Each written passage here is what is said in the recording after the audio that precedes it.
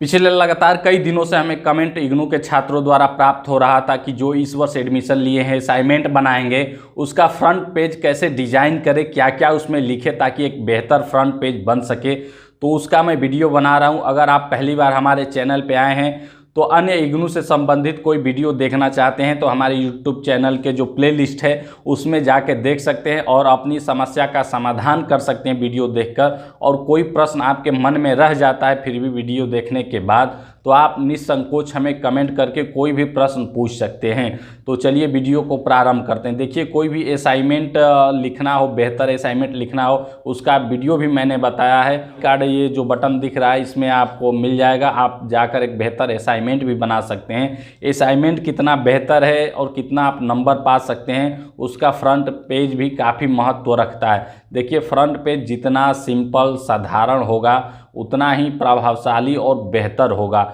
हमें टीचर को केवल ये दिखाना है कि हम कौन हैं और हमारा सब्जेक्ट क्या है। ज़्यादा कुछ लिख देने से टीचर कंफ्यूज हो जाता है और देखने में भी अच्छा नहीं लगता है। देखिए, असाइनमेंट का जो फ्रंट पेज है वो सबसे और ये देखिए, उससे पहले मैं एक चीज़ और दिखा दूँ। ये जो आप देख रहे हैं ये रसीद है। असाइनमेंट जमा करने पे हमें रसीद प्राप्त होता है। बहुत सारे छात्र पूछ रहे थे कि सर असाइनमेंट जमा करने पे भी हमें कुछ मिलता है क्या सबूत के तौर पे, तो वो पर रसीद भी मैंने ढूंढ निकाला है। हो सकता है अलग अलग स्टडी सेंटर का अलग नियम हो, लेकिन जहां हमने जमा कराया था अपना असाइनमेंट उसके यहाँ से, उस स्टडी सेंटर से ये रिसीविंग मिलता है। इस पर मोहर और सिग्नेचर रहता है, क्या क्या लिखा रहता है इसको हम बाद में देखेंगे। सबसे पहले आप देखिए जो हमारा असाइनमेंट का फ्रंट पेज है, ऊपर लिखा है Indira Gandhi national open university colourful अक्षर में। इसके बाद इग्नू का लोगो है। इसके बाद असाइनमेंट लिखा है। उसके नीचे आएंगे तो सेशन लिखा है, जनवरी या जुलाई जिसमें आपका एडमिशन हो लिखिए, सन लिखिए। इसके बाद सबसे पहले ऊपर इनरोलमेंट नंबर होना चाहिए, नाम मत डालिए, अपना इनरोलमेंट नंबर डालिए। इसके बाद ये डालने के बाद अपना नाम डालिए उसके नीचे। इसके बाद स्टडी सेंटर डालिए, कोड जो है आपका। इसके बाद प्रोग्राम में किस में लिए हैं, मास्टर में, बीए में, एमए, एमएससी जो भी हो।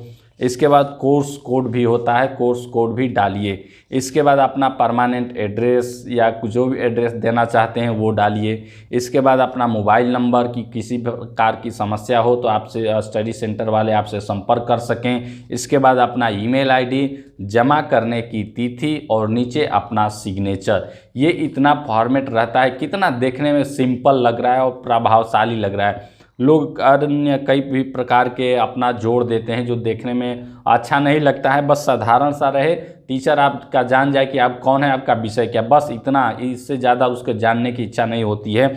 और इसके बाद मन में प्रश्न आएगा कि ये जो आप फ्रंट पेज देख रहे हैं ये कलरफुल है। पहली बार जब मैंने निकाला तो कलरफुल निकाला तो ये 15 रुपया का एक पड़ गया था। हमने कहा कि रहने दो, एक ही निकाल के दो हमारा, इसी का हम फोटो स्टेट करा के और लगा देंगे ब्लैक एंड वाइट में, कोई ज़रूरी नहीं है। तो ये केवल पहला पेज हमने निकलवाया था, गलती से निकल गया था। ब्लैक एंड वाइट में रखिए, छात्र हैं, ज़्यादा कुछ करने की आवश्यकता नहीं है।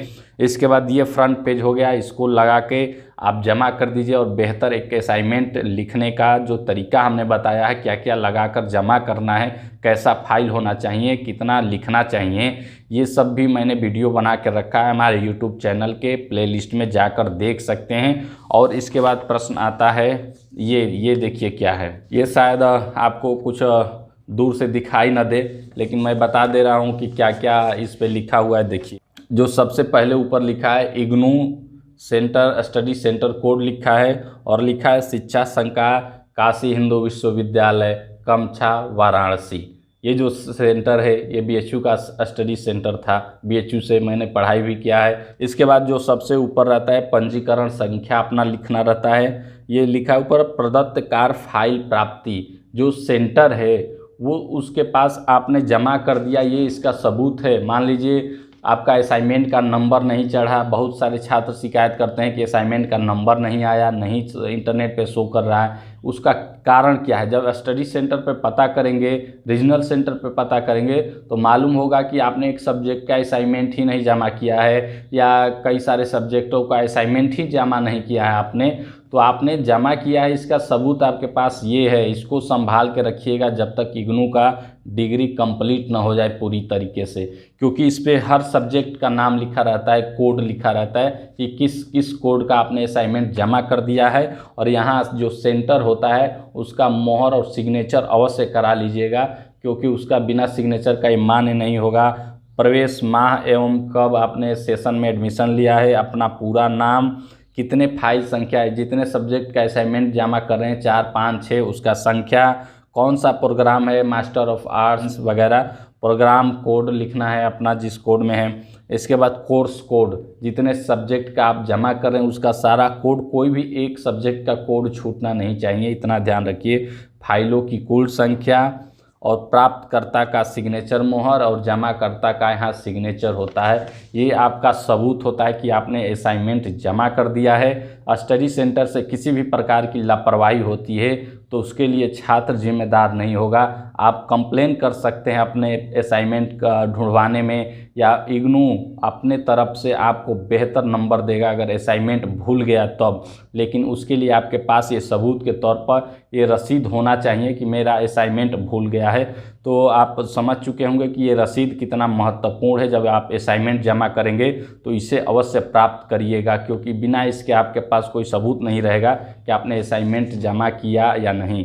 इस संबंध में कोई भी प्रश्न आपके मन में हो तो आप कमेंट करके हमसे पूछ सकते हैं। अन्य विषय के लिए आप हमारे यूट्यूब चैनल के इग्नू के प्लेलिस्ट में जाकर देख सकते हैं, और कोई भी समस्या समाधान हो तो आप हमें तुरंत संपर्क कर सकते हैं।